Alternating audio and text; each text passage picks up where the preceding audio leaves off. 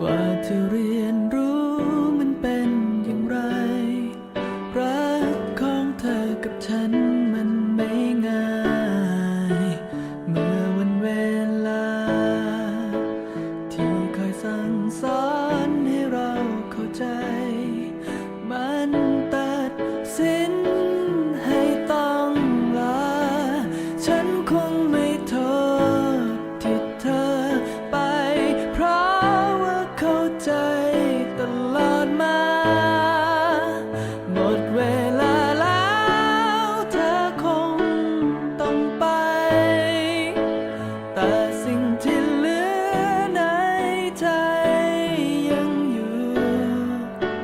คือความคิดถึงที่เธอนั้นไม่รู้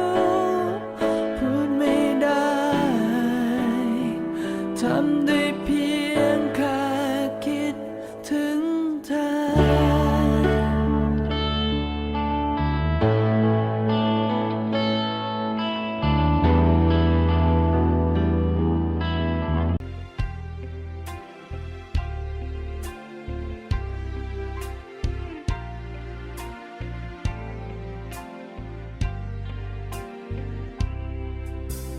เดินจับมือกันทุกสุขด้วยกันหัวเราะร้องไห้ด้วยกันมานานเท่าไหร่ฉันไม่เคยลืมจากใจวันที่เรายิ้มวันที่ทะเลาะอาบวันและคืนเหล่านั้นจะยังงดงามไม่เคยเปลี่ยนไปยังคงเป็นดังเหมือนกับเมื่อวานอยู่ในส่วนลึกความทรงจำแต่ต่างกันแค่เพียงในตอนนี้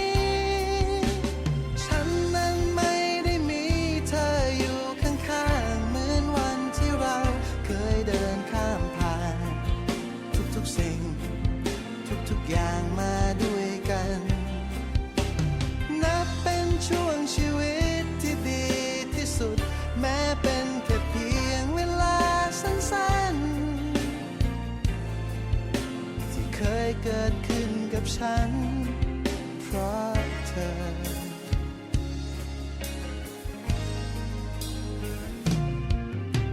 เพลงและของขวัญตัวจากโรงหนังจดหมายที่ส่งให้กันในวันที่ห่างฉันนั้นยังคงเก็บไว้วันที่เหนื่อยล้าถ้อยคำที่ปลอบใจภาพวันและคืนเหล่านั้นจะยังงดงามไม่เคยเปลี่ยนไปยังคงเป็นดังเหมือนกับเมื่อวานอยู่ในส่วนลึกความทรงจำแต่ต่างกันแค่เพียงในตอนนี้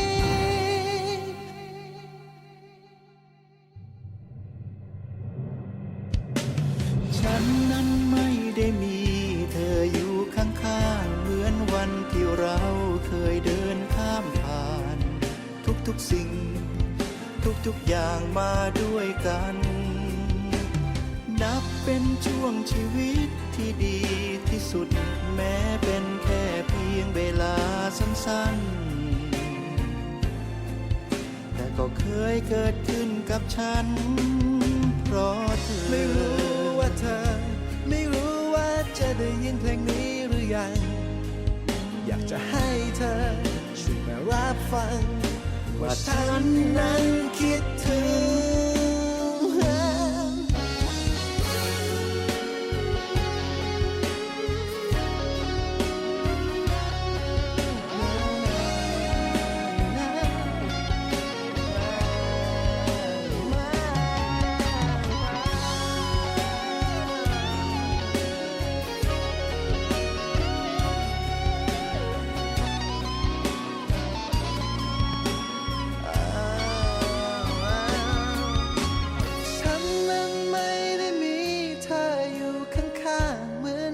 ที่เรา